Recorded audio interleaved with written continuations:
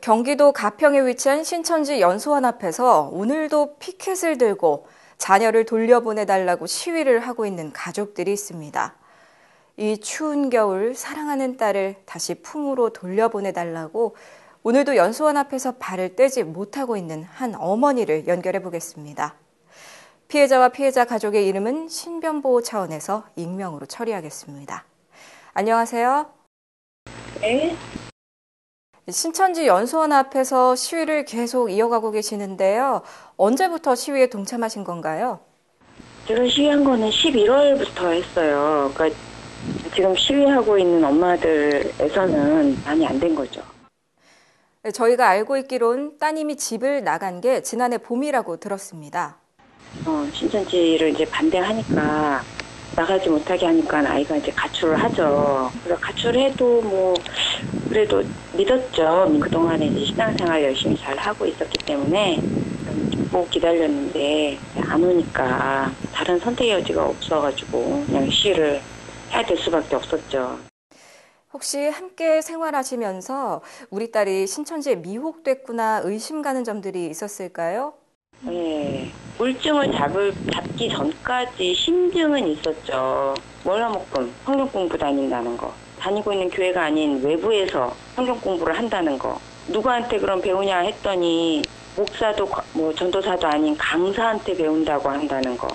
이제 그것만으로도 또 신천지 같은 느낌이 있었어요. 그러니까 어렴풋하게 신천지에 대한 정보를 알고 있었기 때문에 그 정도. 그래서 아이한테 몇 번 다그쳐 물었죠. 근데 아이가 워낙 여태까지 보여준 삶이 그냥 늘 반듯하고 옆길도 옆으로 돌아보지 않는 애였기 때문에 믿었죠. 아니라고 하니까. 따님이 무척 반듯했던 것 같은데 신천지에 미혹된 후 변했다거나 우리 딸 같지 않다 싶었던 점들도 있으셨나요? 너무 예쁠 나이잖아요. 대학 갓 입학해가지고 1, 2학년 때 얼마나 또 신나게 대학생활하고 예쁠 나이인데 항상 피곤에 쩔어서 애가 그냥 씻지도 못하고 자는 날도 많고 다크서클도 마찬가지고. 근데 그렇게 열심히 생활을 하는 걸로 봐서는 4.5 만점의 학점을 받아와야 되는, 정말 전교 수석을 해도 모자랄 것 같은 그렇게 바쁜 생활을 하는데 성적은 겨우 3점을 넘거나 3점이 안 되는 때도 있었고, 남자친구가 있어서 연애를 바쁘게 하는 것도 아닌 것 같은데, 그러니까 그건 좀 이상한 거죠. 따님이 지금 대학생인 걸로 알고 있는데 학교 생활도 제대로 못했겠군요. 학교 생활 절대 제대로 못했죠. 발각 나기 전까지는 몰랐는데 집을 나가고 난 다음에 내가 학교를 한번 찾아갔었거든요. 그래서 교수님하고 면담을 하는 중에 알게 된 것인데, 얘네는 이제 9시 1교시 시작하기 이전에 저희 아이가 이제 그 발레 전공을 하다 보니 영교시 실기 수업을 하는 게 있었어요. 그거를 다 결석을 했더라고 보니까. 그래서 교수님도 많이 걱정을 하고, 교수님도 원래 그런 아이가 아니었다라는 걸 너무 알더라고요. 그렇게 달라졌다고. 얘네가 아침 무슨 공부가 있는 것 같더라고요, 신천지가. 네, 참 안타깝습니다. 다른 가족들도 삶이 말이 아니겠군요. 그래요.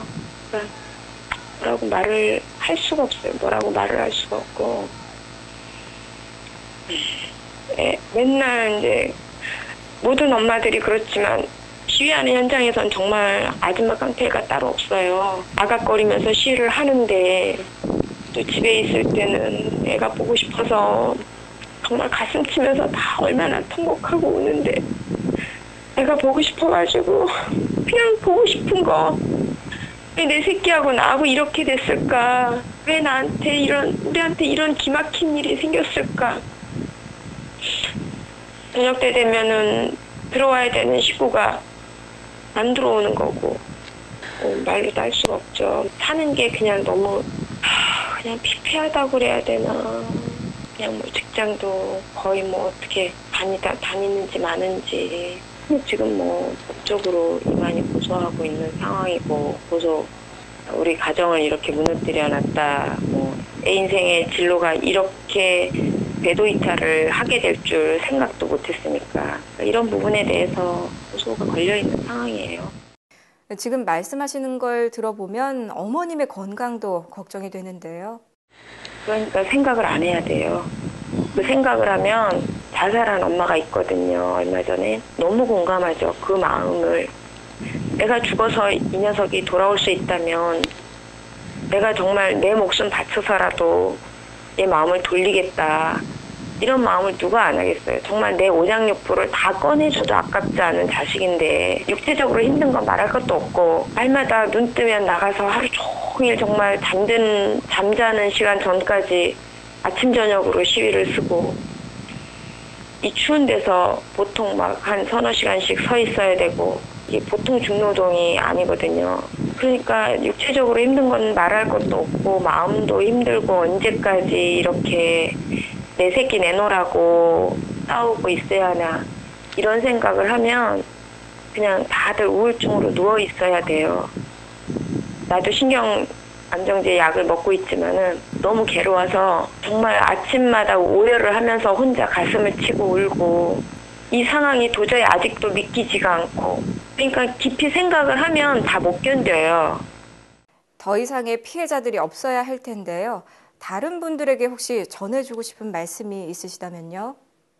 그러니까 우리가 시위를 하는 것의 첫 번째 목적은 내 아이 내놔라 그걸 주장하는 거지만 두 번째로는 교육센터에 신천지인지 모르고 다니는 사람들한테 신천지라는 거 일깨워주고 돌이켜 나오라는 차원에서 이제 또 시위를 하고 하는 건데 정말 앞날이 구마지 같은 젊은 아이들을 둔 부모들한테는 세상이 너무 악하니까 자식을 믿는 것도 좋지만 늘 이렇게 좀 깨어서 관찰해야 된다는 거. 또 우리나라 부모들은 그렇잖아요. 인류대학 가고 나면 그 아이의 미래가 진로가 탄탄대로로 그냥 열릴 거라고 생각을 하잖아요. 그래서 어느 만큼은 자식을 그냥 내 손에서 이렇게 딱 놔버리거든요. 나도 그런 면이 없지 않았지만 근데 그거는 절대 아니라고 생각해요. 우리 아이는 믿을 만한 아이지만 세상을 못 믿기 때문에. 저희도 따님이 꼭 가정으로 돌아올 수 있도록 기도하겠습니다. 힘내십시오. 네.